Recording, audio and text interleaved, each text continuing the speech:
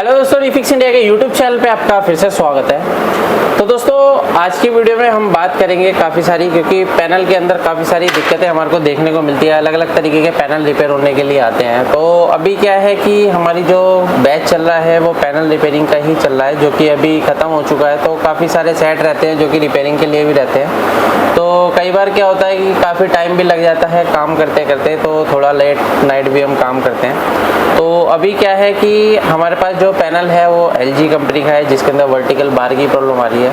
तो इसको किस तरीके से रिपेयर करेंगे, आज करण सर इसको रिपेयर करेंगे, क्योंकि अभी जो क्लासेस चल रही है वो करण सर की क्लास चल रही है। तो क्या होता है कि जो क्लासेस चलती है हम लोगों को भी प्रैक्टिस करनी पड़ती है, अलग अलग तरीके की दिक्कतें आती है तो हम लोगों को भी देखना पड़ता है। ऐसा नहीं है कि एक ही चीज़ को रट्टा मार के खाली उसी के ऊपर चल रहा है, काफ़ी सारी चीज़ें होती हैं। तो क्या है कि अगर ये टेक्निकल फील्ड है, टेक्निकल फील्ड के अंदर हर किसी को क्या है मेहनत करनी होती है, मेहनत कर करके ही इंसान आगे बढ़ता है। तो अभी क्या है कि हमारी जो ट्रेनिंग नई स्टार्ट होने वाली है, जो कि 1 तारीख से स्टार्ट होने वाली है। अगर आप भी LCD LED TV रिपेयर की ट्रेनिंग लेना चाहते हैं तो नीचे दिए गए कॉन्टैक्ट नंबर पर कॉन्टैक्ट कर सकते हैं, जिसके अंदर हम आपको कंप्लीट प्रैक्टिकली सिखाते हैं। क्योंकि हमारा ये जो है सर्विस सेंटर रहता है। सर्विस सेंटर के अंदर क्या होता है कि हमारे पास जितने भी TV आते हैं सभी मैकेनिक से आते हैं, कस्टमर से आते हैं। तो लाइव आपके पास प्रैक्टिकल देखने को मिलता है। ऐसा नहीं है कि हमने आपको खाली एक नॉर्मली फॉल्ट आपको समझा दिया और वही काम हो गया, ऐसा नहीं है। कि हम आपको दिखाते हैं अलग अलग तरीके के फॉल्ट आते हैं, कैसे डायग्नोस करने का क्या क्या तरीके होते हैं। बहुत सारी वीडियो मैंने डाल रखी है यूट्यूब पे, आप देख सकते हैं।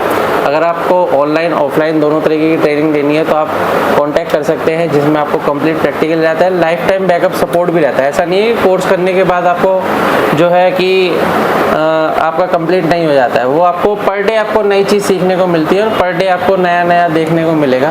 तो ये सारी चीज़ें हमारे कोर्सेज के अंदर रहती है। अभी करण सर इसके अंदर किस तरीके की दिक्कत है, कुछ बताएं इसके बारे में। अभी सर जो इसमें दिक्कत आ रही है वो आ रही है, इसमें वर्टिकल बार बन रहा है। अच्छा। और नॉर्मली जो वर्टिकल बार होता है वो बहुत तरीके के बार होते हैं, यानी कि कुछ बार ऐसे होते हैं जिसमें स्क्रीन पे खाली पट्टा बन जाता है। हाँ। लेकिन इसमें जो प्रॉब्लम है वो कुछ देर चलने के बाद इसमें पूरे में बार आ जाता है। तो यहाँ पर एक बार मैं इसको आपको चला के दिखाता हूँ। तो यहाँ पर जैसे मैंने ऑन करा और ऑन करने पर यहाँ पर अगर हम स्क्रीन पे देखते हैं तो ये थोड़ा सा चलेगा, और चलने के बाद यहाँ पर थोड़ा सा हम इसको वेट करेंगे।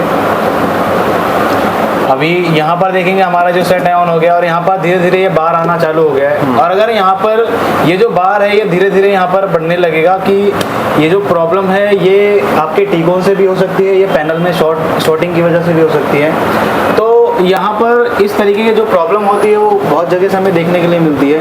तो सबसे पहले मैं आपको यहाँ पर दिखाता हूँ। तो यहाँ पर अगर आप देखोगे तो ये जो कॉफ है इस पर भी काम हुआ है, यानी कि जो सेट है हमारे पास टेक्नीशियन से आया हुआ है और इस पर काफ़ी सारा काम हुआ है, यानी कि इसकी कॉफ की कटिंग वगैरह भी हो रखी है और टीकोन भी काफ़ी रस्टेड हमें यहाँ पर नज़र आ रहा है। जब भी दोस्तों इस तरीके से कोई भी प्रॉब्लम आती है, आपके पास वर्टिकल बार की प्रॉब्लम आती है और आपका टीकोन काफ़ी रस्टेड होता है और यहाँ पर आपकी जो कॉफ वगैरह होती है उस पर कटिंग वगैरह होती है, तो इस पैनल को बहुत ही आपको कॉन्सेंट्रेट से चेक करना होता है। ऐसा नहीं है कि आपको ज़रूरी नहीं है कि आपने कोई भी जंपर लगा दिया, कोई भी IC को रिप्लेस कर दिया, ये प्रॉब्लम सॉल्व हो जाती है। तो जब हम सारी चीज़ों को चेक करते हैं तो हमें प्रॉब्लम का पता चलता है, और ये सारी चीज़ें हमारी ट्रेनिंग में बताई जाती हैं आपको कि स्टेप बाय स्टेप कैसे किसी चीज़ को चेक करना है। सब चीज़ें इसके अंदर स्टेप बाय स्टेप चेक करना होता है, कुछ ऐसे ही होता है ना। हाँ, कि सब चीज़ें अगर स्टेप बाय स्टेप चेक करेंगे तो फॉल्ट का पता लगेगा। अगर आप स्टेप बाय स्टेप चीज़ें नहीं चेक करते तो कुछ ना कुछ आपसे रह जाएगा, जिसकी वजह से हो सकता है कि वो फॉल्ट आ रहा हो।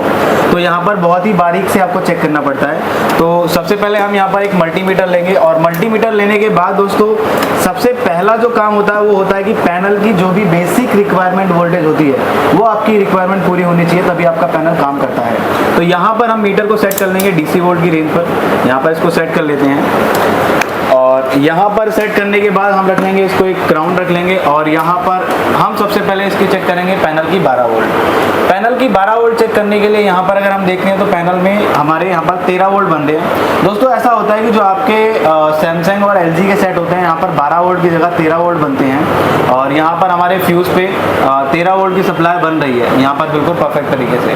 अब यहाँ पर वोल्टेज बनने के बाद ये जो आपकी पैनल VCC आ रही है ये जाते हैं आपके सीधा डायरेक्ट टीकॉन आईसी में, sorry DC to DC IC में। और यहाँ पर देखोगे तो ये टीकॉन आईसी लगी है। ये जो डीसी टू डीसी आईसी है दोस्तों, ये अलग अलग वोल्टेज बूस्ट करने का काम करती है। तो यहाँ पर अगर हम देखते हैं तो यहाँ पर सबसे पहले जब ये आपकी वोल्टेज इनपुट होती है तो 3 वोल्ट बनाने का काम करती है। तो यहाँ पर अगर आप देखोगे तो इस डायोड पे मुझे यहाँ पर 3 वोल्ट की सप्लाई देखने के लिए मिल रही है। अब यहाँ पर ये जो वोल्टेज है बिल्कुल परफेक्ट होनी चाहिए, इसमें कोई भी वेरिएशन नहीं होना चाहिए। अब यहाँ पर ये वोल्टेज बनने के बाद ये वोल्टेज जाती है आपकी रोम आईसी की पिन नंबर 8 पे। तो रोम आईसी की पिन नंबर 8 पे अगर मैं चेक करता हूँ तो यहाँ पर भी अगर आप देखोगे तो मुझे 3 वोल्टेज की सप्लाई मिल रही है। अब ये 3 वोल्टेज आपके टीकॉन आईसी में जाती हैं। तो यहाँ पर मैं देखूंगा तो टीकॉन आईसी पर चेक करता हूँ तो यहाँ पर भी मुझे 3 वोल्ट की सप्लाई मिल रही है। और टीकॉन आईसी को चलने के लिए दोस्तों 1.2 या 1.8 की ज़रूरत होती है। तो यहाँ पर चेक करूँगा तो मुझे यहाँ पर 1.8 वोल्टेज बिल्कुल परफेक्ट तरीके से देखने के लिए मिल रही है। यानी कि दोस्तों इसकी रिक्वायरमेंट पूरी हो रही है। जब इसकी रिक्वायरमेंट पूरी होती है तो ये एक इनेबल वोल्टेज आउट करती है। और ये इनेबल वोल्टेज आप यहाँ पर देखोगे तो ये टीकॉन IC DC to DC IC को एक इनेबल वोल्टेज दे रही है।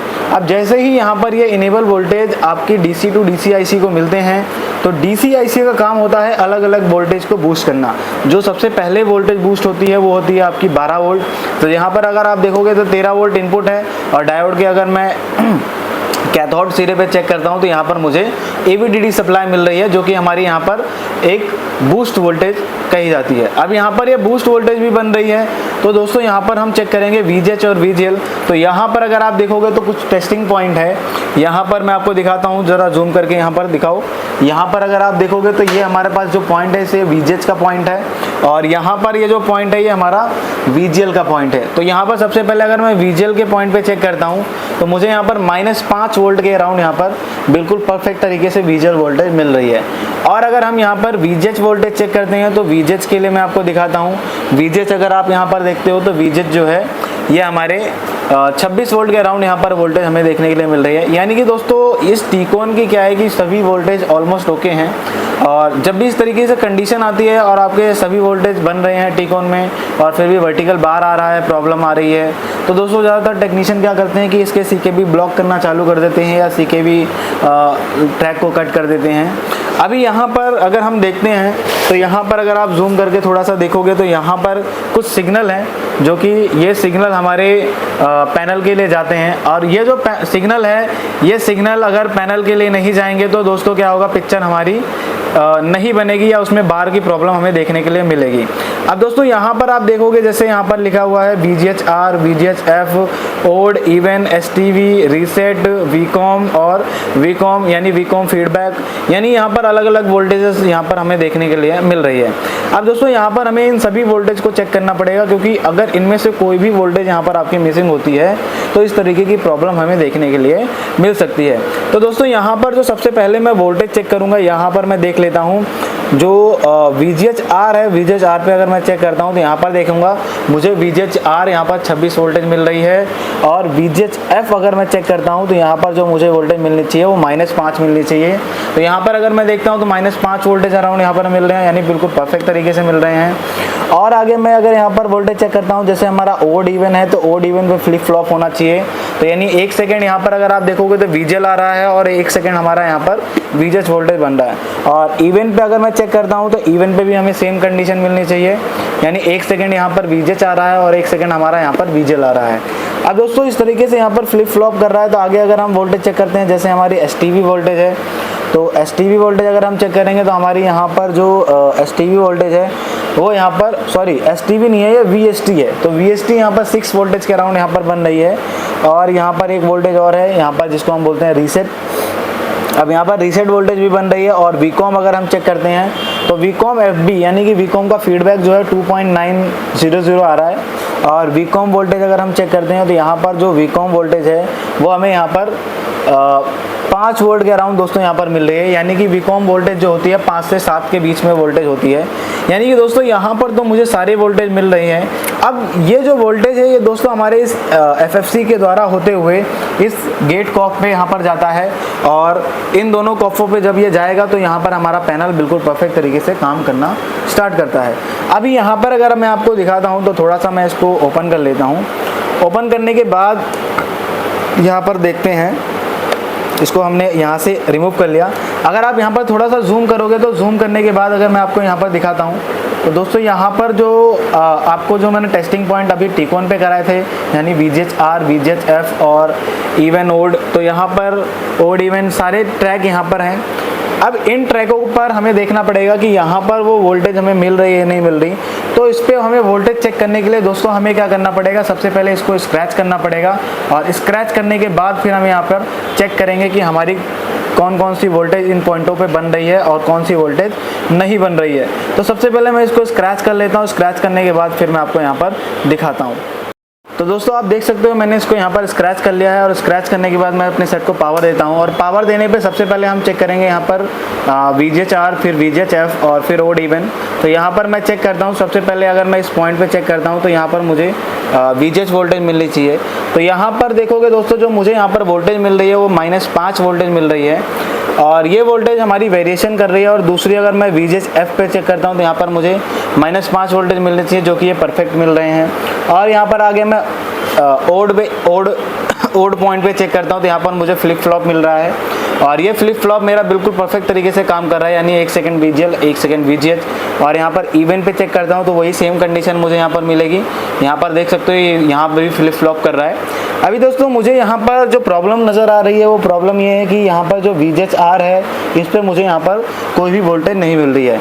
अब दोस्तों ये जो ट्रैक है ये आ रहा है हमारी इस FFC के द्वारा। तो यहाँ पर आप देखोगे तो ये जो FFC हमारा यूज़ लगा हुआ है, यानी कि ये कनेक्टर, इस कनेक्टर पे अगर हम ये इस वोल्टेज को चेक करते हैं तो इस वोल्टेज को मैं यहाँ पर अगर आपको चेक करा के दिखाता हूँ तो देखो इस वोल्टेज को यहाँ पर देखेंगे तो यहाँ पर आप देखोगे तो ये 26 वोल्टेज R बन रहा है, यानी कि VGH-R 26 वोल्टेज बन रहा है। और यहाँ पर अगर मैं चेक करता हूँ टिकोन में तो VGH-R जो है मेरा यहाँ भी 26 वोल्टेज के अराउंड यहाँ पर बन रहा है। यानी कि दोस्तों यहाँ से यहाँ तक का जो ट्रैक है वो तो ओके है, यानी हमारा FFC बिल्कुल ओके है। और यहाँ से यहाँ तक वोल्टेज नहीं पहुँच रही। तो अभी हम क्या काम करेंगे, यहाँ से इस पॉइंट पे और यहाँ से हम क्या करेंगे, एक जंपर लेंगे टिकोन से और यहाँ पर एक जंपर देकर हम चेक करेंगे कि हमारे इस PCB की क्या कंडीशन रहती है। तो यहाँ पर हम जंपर लगाते हैं और जंपर लगाने के बाद हम देखते हैं कि इसकी क्या कंडीशन रहेगी। और जंपर लगाने के लिए हम क्या करेंगे, सेट को बंद कर लेंगे। और सेट को बंद करने के बाद दोस्तों यहाँ पर थोड़ा सा ये रस्टेड है, इसको हम क्या करेंगे, थोड़ा सा यहाँ पर स्क्रैच कर लेंगे। क्योंकि जब भी आप जंपर लगाते हो तो दोस्तों जो आपका जंपर है वो बिल्कुल प्रॉपर तरीके से होना चाहिए। अगर प्रॉपर तरीके से नहीं लगेगा तो हो सकता है कि आपका जो जंपर है वो छूट जाए, जिससे आपका काम ना बने। तो दोस्तों जब आप स्कीमेटिक डायग्राम वगैरह रीड करते हो या आपको थोड़ा सा एक्सपीरियंस होता है तो आपको पता चल जाता है कि किसी भी पैनल को कैसे रिपेयर करना है। बट एज अ फ्रेशर अगर आप फील्ड में काम कर रहे हो तो आपको क्या है कि ट्रेनिंग लेने की बहुत ज़रूरत पड़ती है, क्योंकि बिना ट्रेनिंग के तो आज के टाइम में आप काम कर ही नहीं सकते हो।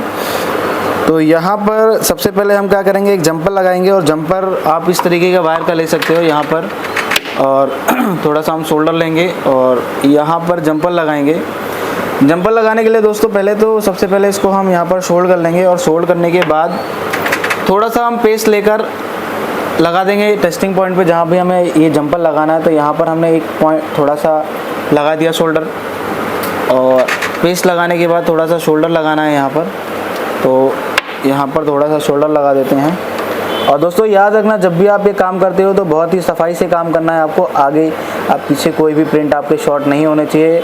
यदि प्रिंट आपके शॉर्ट होते हैं तो आपकी जो प्रॉब्लम है वो यहाँ पर बढ़ सकती है। तो यहाँ पर मैं बिल्कुल परफेक्ट तरीके से इसको थोड़ा सा ज्वाइन कर लेता हूँ और यहाँ पर इसको थोड़ा सा हम इसको ज्वाइन करेंगे। तो ये थोड़ा सा इसमें मेरे को समय लगेगा, तो मैं आपको ज्वाइन करके फिर दिखाता हूँ। तो दोस्तों आप यहाँ पर देख सकते हो ये मैंने यहाँ पर इसको ज्वाइन करा है। और ज्वाइन करने के बाद यहाँ पर मैं आपको दिखाता हूँ कि इसको मैंने यहाँ से एक जंपर लगा के डायरेक्ट मैंने इस PCB में यहाँ पर आपको ज्वाइन करके दिखाया है। तो यहाँ पर आप देख सकते हो। और जब भी आप ज्वाइन करोगे तो आपके जंपर में जो है फिनिशिंग होनी चाहिए। ऐसा ना हो कि आप ज्वाइन इस ट्रैक को कर रहे हो और शॉर्ट ये वाला ट्रैक हो रहा है। तो जब भी ऐसा होगा तो आपका पैनल 100% शॉर्ट हो जाएगा, उसमें फिर रिपेयरेबल के चांसेस नहीं होते हैं। तो यहाँ पर जंपर लगा लिया और जंपर लगाने के बाद फिर क्या है कि अभी हम सेट को ऑन करते हैं। और सेट को ऑन करने के बाद हम देखते हैं कि जो हमारी वोल्टेज थी वो यहाँ पर बन रही है नहीं बन रही। तो यहाँ पर हम सीधा इस पर चेक करते हैं और यहाँ पर अगर मैं चेक कर रहा हूँ तो यहाँ पर देखते हो दोस्तों, यहाँ पर 26 वोल्टेज मेरे को यहाँ पर बिल्कुल परफेक्ट तरीके से मिल रही है। लेकिन इससे पहले जो वोल्टेज मिल रही थी वो -5 वोल्टेज मिल रही थी। अब यहाँ पर ये वोल्टेज बनने के बाद दोस्तों अगर हम इसकी पिक्चर देखते हैं तो पिक्चर में देखते हैं हमारे पास क्या कंडीशन है। अगर ये जंपर देने के बाद आपका जो पैनल है ये ओके हो जाता है तो पैनल तो आपका चल जाएगा। यानी कि अगर ये जंपर देने के बाद भी अगर पैनल रिपेयर नहीं होता तो हो सकता है कि हमें इसका एक बार टीकोन चेंज करके देखना पड़े। तो यहाँ पर सबसे पहले मैं आपको यहाँ पर पिक्चर दिखाता हूँ। तो यहाँ पर अगर आप देखोगे तो हमारी जो पिक्चर है बिल्कुल परफेक्ट तरीके से यहाँ पर बन गई है। मैं आपको इसको थोड़ा सा चला के दिखाता हूँ। तो यहाँ पर थोड़ा सा इसका IR जो है आप यहाँ पर देख सकते हो, इसका जो स्टूडियो आ चुका है, यानी कि ये जो बिल्कुल पैनल है हमारा बिल्कुल परफेक्ट तरीके से यहाँ पर काम कर रहा है। तो दोस्तों इस तरीके से आप भी किसी भी पैनल को आसान तरीके से रिपेयर कर सकते हो। अगर आपको वीडियो पसंद आई हो तो वीडियो को लाइक करें, शेयर करें और चैनल को सब्सक्राइब जरूर करें। और अगर आपको इसी तरीके से प्रैक्टिकल नॉलेज लेनी है तो हमारे दिए गए कॉन्टैक्ट नंबर पर कॉन्टैक्ट करके आप ट्रेनिंग की इन्फॉर्मेशन ले सकते हैं। Thank you friends.